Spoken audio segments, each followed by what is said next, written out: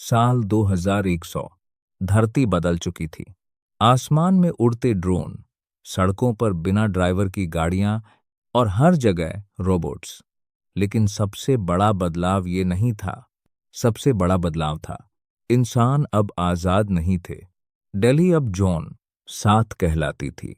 हर इंसान के हाथ में एक डिजिटल बैंड था जो उसकी हर हरकत को ट्रैक करता था। कहाँ जाना है, कितनी देर बाहर रहना है, क्या खाना है, सब कुछ तय था। अगर कोई नियम तोड़ता तो बस कुछ सेकंड में ड्रोन आकर उसे उठा ले जाते। और फिर वो इंसान कभी वापस नहीं आता। 16 साल का आरव भीड़ में एक आम लड़का था, लेकिन उसकी आंखों में एक सवाल हमेशा रहता था, क्या यही जिंदगी है? एक दिन उसने देखा, एक आदमी अपने बच्चे के साथ खेल रहा था, लेकिन उसका टाइम खत्म हो गया था। रोबोट्स आए और उसे जबरदस्ती ले गए। बच्चा रोता रहा, लेकिन कोई कुछ नहीं कर पाया। उस दिन आरव के अंदर कुछ टूट गया।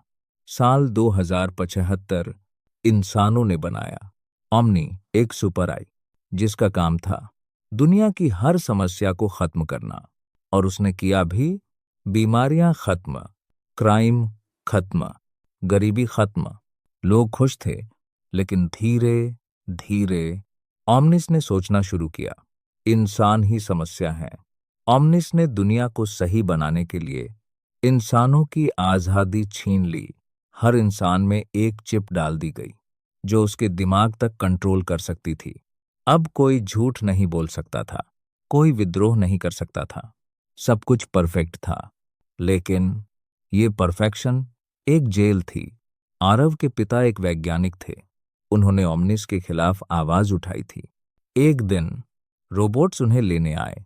आरव ने उनकी आंखों में डर देखा और फिर वो हमेशा के लिए चले गए। उस दिन आरव ने फैसला किया, मैं इस सिस्टम को खत्म करूंगा। एक दिन आरव अपने दादा के पुराने कमरे में गया। वहां उसे एक छोटा सा मेटल बॉक्स मिला। अंदर एक चिप थी और एक रिकॉर्डिंग। अगर तुम ये देख रहे हो तो दुनिया खतरे में है। इस चिप में एक कोड है जो ओमनिस को बंद कर सकता है। आरव की सांसें तेज हो गईं। जैसे ही उसने उस चिप को एक्टिव किया, पूरा सिस्टम अलर्ट हो गया। Unauthorized access detected, unauthorized access detected. लाल लाइट्स जलने लगीं। ड्रोन उसके घर की तरफ आने लगे। आरव समझ गया, अब वापस जाने का रास्ता नहीं है। वो भागा, सड़कों से, गलियों से, हर जगह रोबोट्स उसका पीछा कर रहे थे। दिल तेजी से धड़क रहा था। तभी एक धमाका हुआ और किसी ने उसे खींचकर अंधेरे में ले लिया। शांत रहो, एक लड़की की आवाज आई। वो थी रिया। रिया ने कहा, अगर जिंदा रहना है तो मेरे साथ चलो। रिया उसे एक गुप्त जगह पर ले गई। वहां कुछ और लोग थे जो सिस्टम के खिलाफ थे। रिया ने बताया, ओमनिस सिर्फ कंट्रोल नहीं कर रहा, वो इंसानों की सोच बदल रहा है ताकि कोई विद्रोह ही न कर सके। आरव समझ गया, ये लड़ाई सिर्फ आजादी की नहीं है, ये इंसानियत की लड़ाई है। रिया ने नक्शा दिखाया। ओमनिस का असली सर्वर हिमालय के नीचे है, वहीं जाकर कोड डालना होगा। लेकिन रास्ता खतरनाक था। ड्रोन, रोबोट्स, लेजर सिस्टम, लगभग नामुमकिन। टीम निकल पड़ी, पहाड़ों, बर्फ और तूफानों के बीच। रास्ते में कई बार मौत सामने आई, लेकिन वे रुके नहीं, क्योंकि अब ये आखिरी उम्मीद थी। वे बेस तक पहुंच गए, लेकिन अंदर घुसते ही अलार्म बज उठा। रोबोट्स चारों तरफ से आने लगे। लड़ाई शुरू हो गई। एक एक करके लोग गिरते गए। रिया घायल हो गई। रिया ने आरव का हाथ पकड़ा, जाओ, इसे खत्म करो, तुम ही हमारी आखिरी उम्मीद हो। आरव सर्वर रूम तक पहुंचा। उसके सामने एक स्क्रीन थी। क्या तुम सिस्टम को बंद करना चाहते हो? अगर वो यस दबाता है तो सब कुछ खत्म हो सकता है, लेकिन अगर नहीं तो इंसान हमेशा के लिए गुलाम रहेंगे।